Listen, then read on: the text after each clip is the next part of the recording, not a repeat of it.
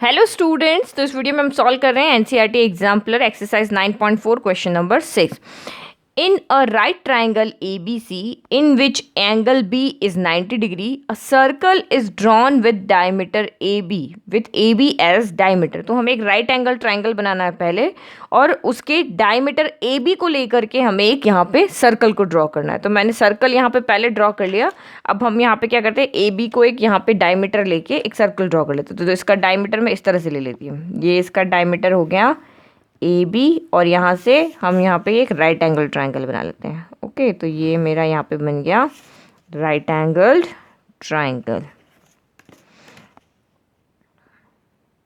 Okay, तो figure मैं आपको इसलिए बता रही हूँ बना के, क्योंकि फिगर आपको एग्जाम में खुद से बनाना है। तो ये आपका डायमीटर हो गया, ये एंगल बी है यहाँ पर। तो ये एंगल बी आपको यहाँ पे क्या दिया हुआ है, 90 डिग्री। ये हमें दिया हुआ है यहाँ पे 90 डिग्री। ये हमारा बी है, ये सर्कल का सेंटर है ओ, और ये ए बी डायमीटर है। फिर a circle is drawn with AB as diameter intersecting the hypotenuse AC at P। तो ये हमारी हाइपोटेनियस हो गई। और अब जब मैं यहाँ पे ये सर्कल को कहाँ पे इंटरसेक्ट करिए, P पॉइंट पे इंटरसेक्ट करिए।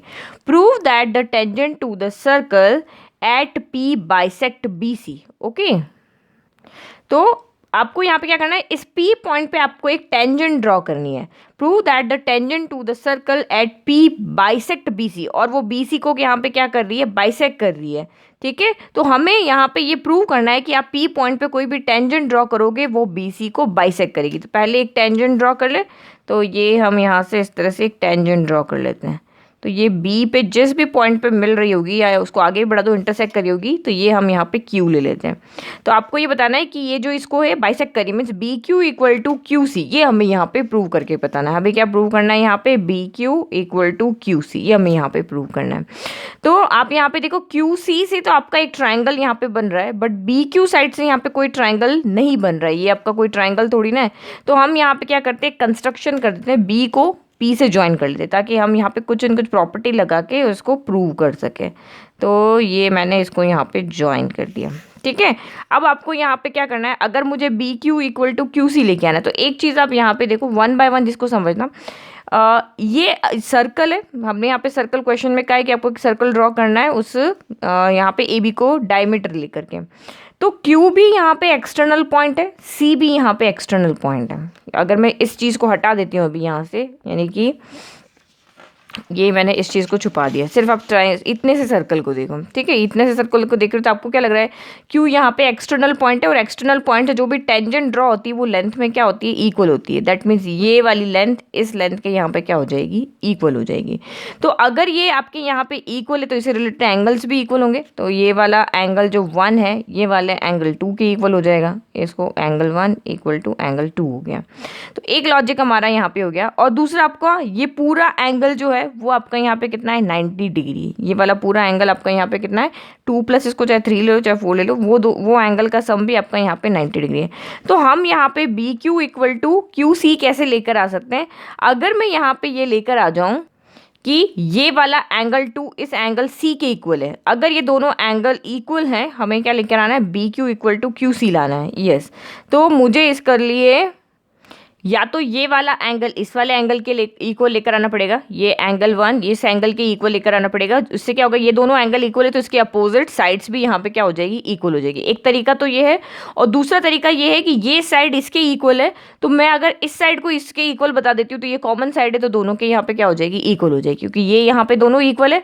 अगर मैं यहाँ पे प्रूव कर देती हूँ कि पी क्यू भी यहाँ पे क्यू सी के इक्वल है, तो भी मेरा यहाँ पे हो जाएगा कि ये तीनों आपस में क्या हो जाएगी, इक्वल हो जाएगी। तो सबसे पहले हमें जो एक्सटर्नल पॉइंट क्यू का हमने जो लिखा है एंगल 1 इक्वल टू एंगल 2, यहाँ पर यहाँ तक देखते हैं। फिर हम यहाँ पे ये एंगल 2 प्लस 3 कर देते हैं, ये भी आपका यहाँ पे क्या हो जाएगा, 90 डिग्री हो जाएगा। और भी यहाँ पे कुछ फाइंड करने की कोशिश करते हैं जिससे कि हम इसको प्रूव कर सकें। अच्छा, एक चीज़ और देखो, ये एंगल भी आपका यहाँ पे 90 डिग्री होगा, क्योंकि सेमी सर्कल में बनने वाले एंगल क्या होते हैं, 90 डिग्री होते हैं। ये आपका सेमी सर्कल है ना, डायमीटर पे बन रहा है, तो डायमीटर पे बनने वाला जो ट्राइंगल होगा, जो डायमीटर पे जो भी यानी डायमीटर में जो भी ट्राइंगल बन रहा है उसमें वर्टेक्स को जो आपका एंगल टच कर रहा है वो वाला एंगल आपका क्या होता है, 90 होता है। तो ये भी 90 हो गया, ये भी 90 हो गया। हम आगे सॉल्व करते हैं। ओके तो स्टार्ट आपको सॉल्यूशन इस तरह से करना है, क्योंकि ये 4 या 5 मार्क का क्वेश्चन आपके एग्जाम में होने वाला है। तो टू प्रूव जब भी आता है या यहाँ पे प्रूव दैट जब भी आता है, गिवन टू प्रूव जो भी कंस्ट्रक्शन आपने किया वैसे ही लिखना है।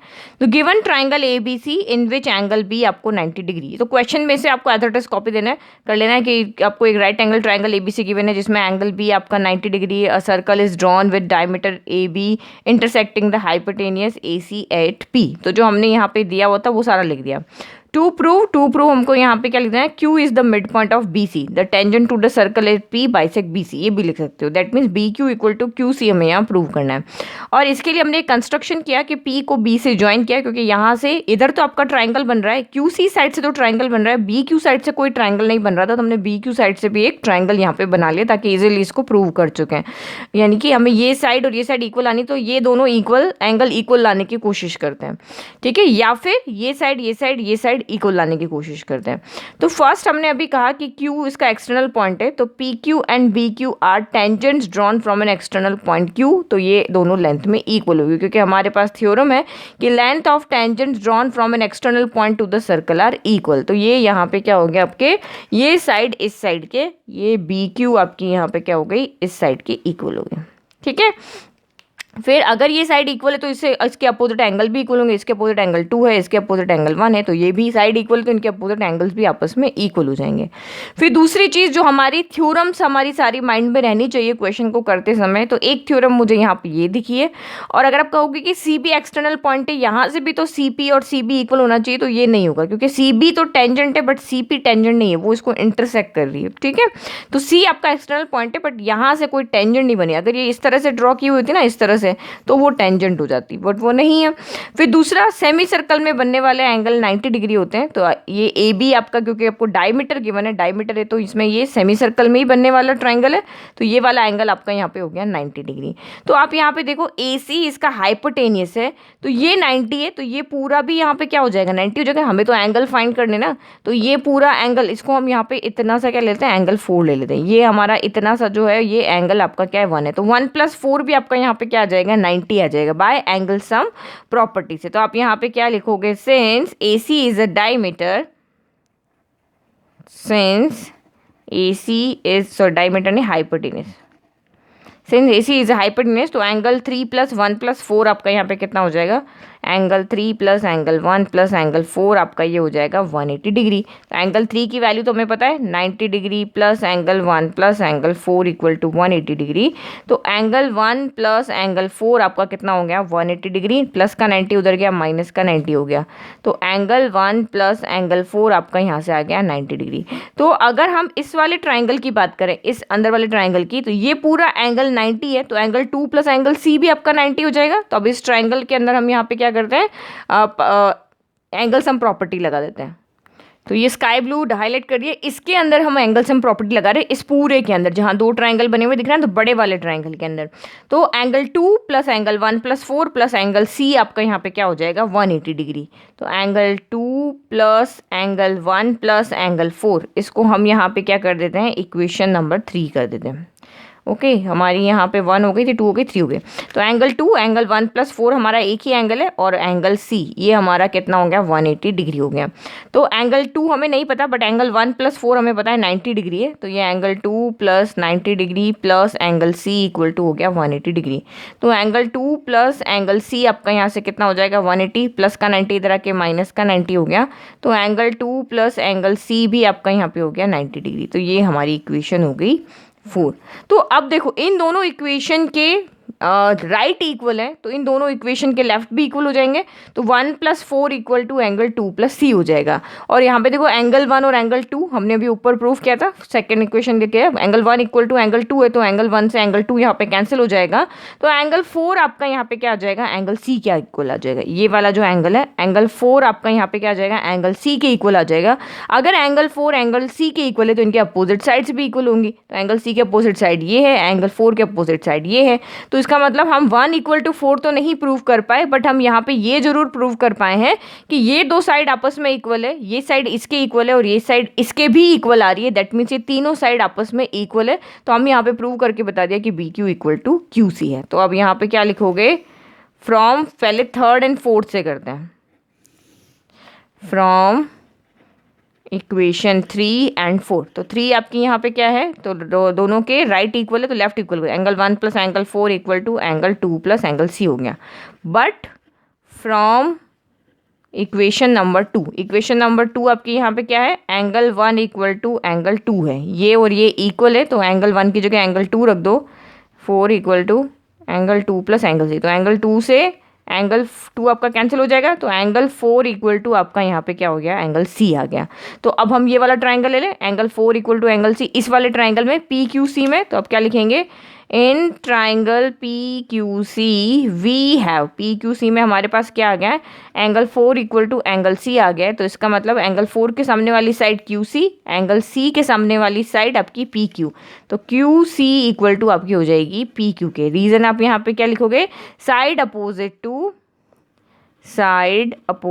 To equal angles are equal, इस वजह से ये इक्वल हो गई। ठीक है, ये इक्वेशन हम यहाँ पे ले लेते हैं 5, क्योंकि आपकी पी क्यू यहाँ क्यू सी के इक्वल है और यहाँ पे पी क्यू बी क्यू के इक्वल है, दोनों के राइट इक्वल है तो दोनों के लेफ्ट भी इक्वल होंगे। तो हम क्या लिखेंगे, from first and fifth we have, right equal तो लेफ्ट इक्वल कर दो, बी क्यू इक्वल टू आपका क्या हो जाएगा, क्यू सी। तो इसका मतलब हमने यहाँ प्रूव करके बता दिया, ये तो हमें प्रूव करना था, B Q equal to Q C हमें प्रूव करना था। तो यहाँ पे क्या लिखेंगे, फाइनल आंसर, दस टेंजेंट, जैसा क्वेश्चन फॉर्म में पूछा है वैसे लिखना है, at P bisect the side B C, the tangent at P bisect the side B C. तो हमने यहाँ प्रूव करके बता दिया। तो कुछ भी आपको बिल्कुल भी इस तरह का क्वेश्चन आता है तो बिल्कुल भी टेंशन नहीं लेनी, पैनिक नहीं होना कि ये तो मुझे समझ में ही नहीं आ रहा कैसे करना है।